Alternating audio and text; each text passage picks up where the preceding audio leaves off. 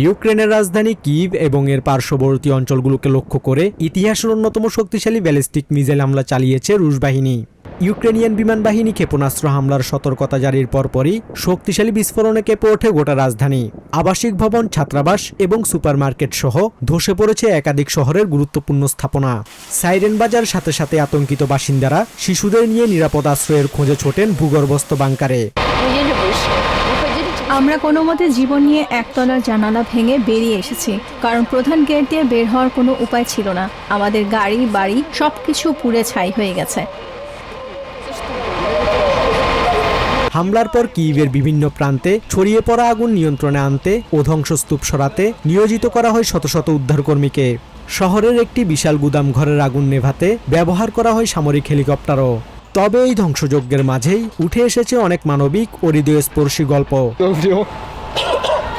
বিস্ফোরণের ধাক্কায় বারান্দার দরজা এসে আমার মাথায় লাগে।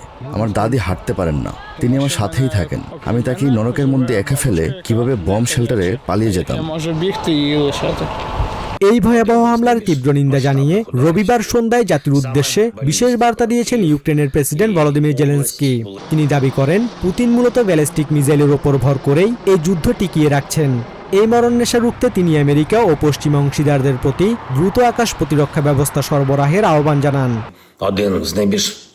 আমাদের অংশীদারদের বুঝতে হবে যে আক্ষরিক অর্থেই প্রতিদিন মানুষের জীবন বাঁচাতে আমাদের এয়ার ডিফেন্স মিসাইল প্রয়োজন। আমি আশা করি আমাদের ইউরোপিয়ান অংশীদার এবং আমেরিকা ইতিমধ্যে অনুমোদিত সহায়তা প্যাকেজগুলো দ্রুত আমাদের হাতে পৌঁছে দেওয়ার ব্যবস্থা করবে।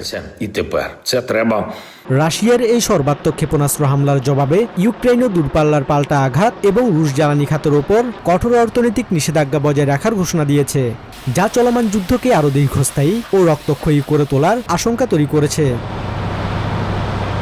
Basudebnath, TVN24 news desk.